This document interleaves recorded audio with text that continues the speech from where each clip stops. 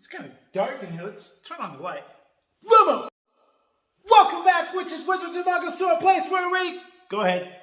Say it with me. I know you want to. Unbox, review, and explore. And today, we got another Noble Collection wand unboxing. Professor! Well, you're just going to have to keep watching to find out. Hit that subscribe button, bang on that bell, and let's get this thing unboxed right now. Okay, that didn't work. Ah! Yeah! Come on! Okay, this isn't working. Okay, we're gonna walk this time. Ah. Ah. Ah. I gotta tell you, apparition is not an exact magic. So real quick before we get to this wand, I want to say thank you to the people who corrected me in my last video. I did a wand comparison of Bellatrix Lestrange Noble Collection Mystery and what I thought was her fake wand. Turns out it was a Snatcher's wand that just kind of shaped like hers. I didn't know that there was a Snatcher wand that looked like that. So I apologize for any misinformation I may have put out there.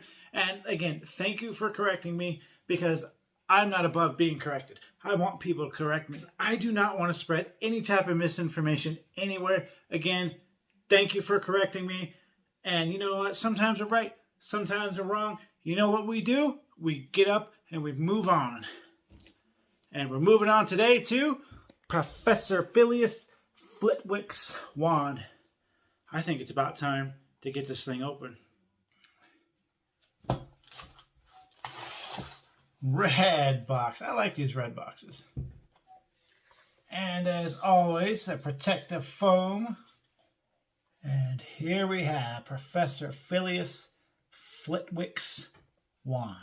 All right, we got the boxes open, but I wanted to take the wand out of the box together. So let's do this.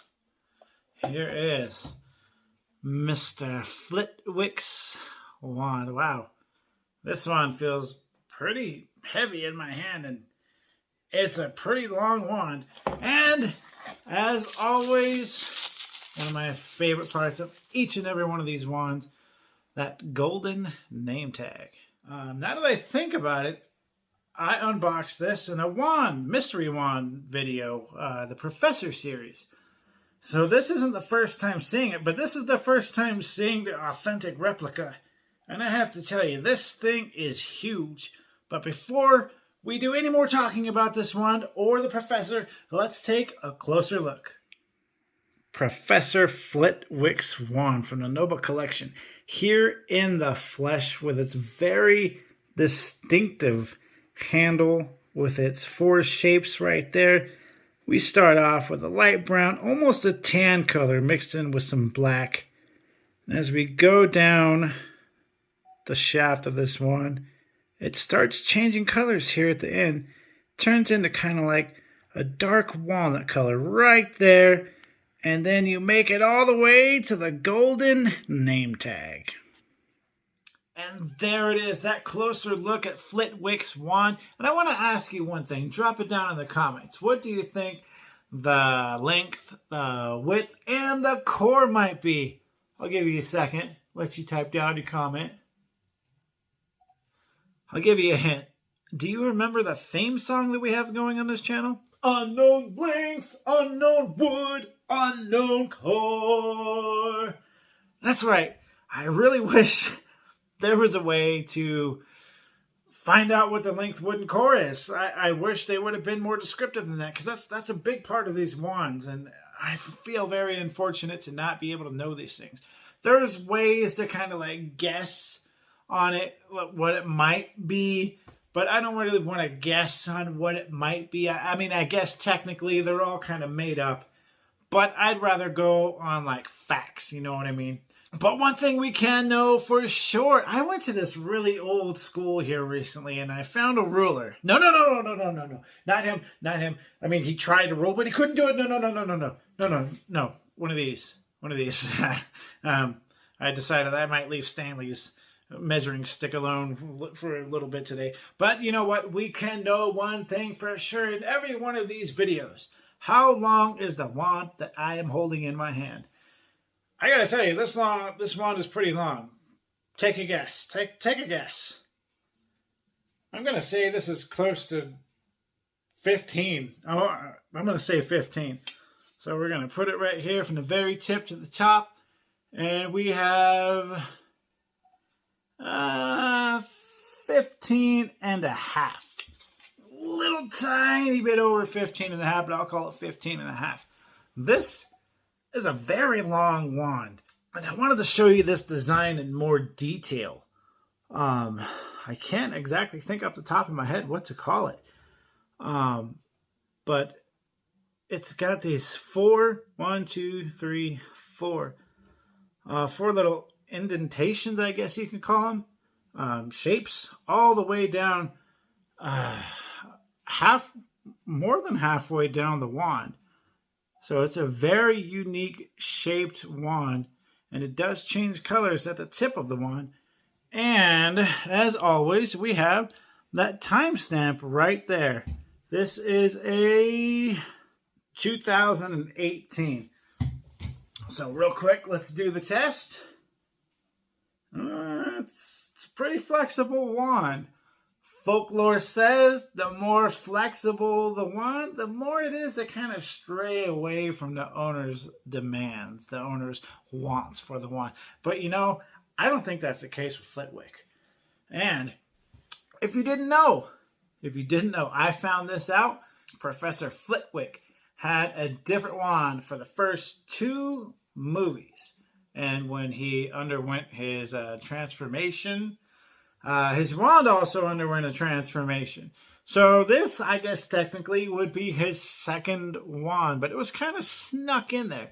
And I'm not sure if they sell that first wand or if it's only this one that they sell. If they do sell that first one, I'm kind of curious to look it up now and see if I can get my hands on it. But this wand itself is a very, very nice one. Rumored to be bought from Ollivanders, just like everybody else around the area. I gotta tell you, this wand is very long. It's got some pretty good weight to it. It is handle heavy, so be careful with it. But I think this would be pretty, I don't know, this wand might not be too durable. I actually think this wand would break easy if you were to stumble and fall or put it in your pocket and bend the wrong way. I do actually think that this wand would kind of break.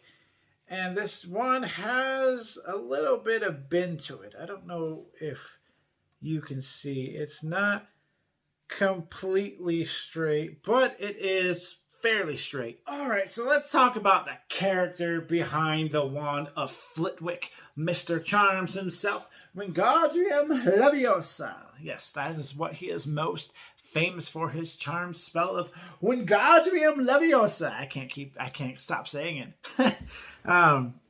So Flitwick, if you didn't catch it already, he was the charms professor, and he was the head of the Ravenclaw House. And it's said that Flitwick was the most knowledgeable, smartest charms teacher of all times. But he did know his defense against dark art spells. He did know how to defend himself. I mean, I think he was in almost every single battle that they had over in the Wizarding World during his life. I believe he was in the First War. He was in the Second War. Maybe not every war, because he wasn't in the Department of Mysteries, but he was in a lot of wars, and he knew how to defend himself. Now, his most noticeable feature would be his height. He's basically the height of a dwarf, or if you think about it, he's kind of the height of a goblin, and that's because he has goblin ancestry in his family. So he's part human, part goblin. I'd say he's more on the part human side, but that's just me throwing stuff out there. He doesn't look like a goblin. He just looks like a dwarf. But that's where his size came from. He would stand up on a stack of books to be able to teach everybody, and because if he didn't, nobody'd be able to see him. He'd kind of be down there like this. Okay, everybody, swish and flick, and people would be like, "What's he doing?" So.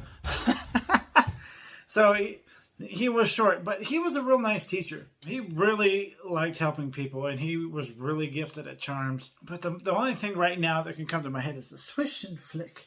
I remember when Fred and George Weasley, when they were oppressing Professor Umbridge, and they set off all those fireworks. He was outside. Everyone's, oh my God, no, what's happening? And then some people were like, yeah, yeah, yeah, yeah. But the teachers were kind of like, going to stand there. But then when everybody was cheering, it specifically showed him standing there going, yes. So like I said, he was a nice wizard. He oppressed everything. He did everything for the greater good. He oppressed he who must not be named. He fought against Umbridge. Pretty much anything negative that came towards the school, came towards the wizarding world, he was against. He stood up for what was right. He was a good person. That's really all I got to say about Flitwick. He was just a really nice person in general. Really good charms teacher. Really good head of house of Ravenclaw. There's nothing negative that I could say about him. I honestly can't think anything negative about it. But I can't think of too much to say about him either, because he's not like a big face in the movies. Like I said, his biggest role really is Wingardium Leviosa. And then he was around like here and there. His wand is just amazing. Like all these characters' wands, they all have their different looks to them, different features, different links, different wood, different cores. But we don't know what most of them are. But anyways, that's neither here nor there. And this is Professor Flitwick's wand, and I hope you guys loved it. And there we go, everybody. Flitwick's wand. There's not much I could say about the wand or Flitwick himself. Flitwick was an amazing person.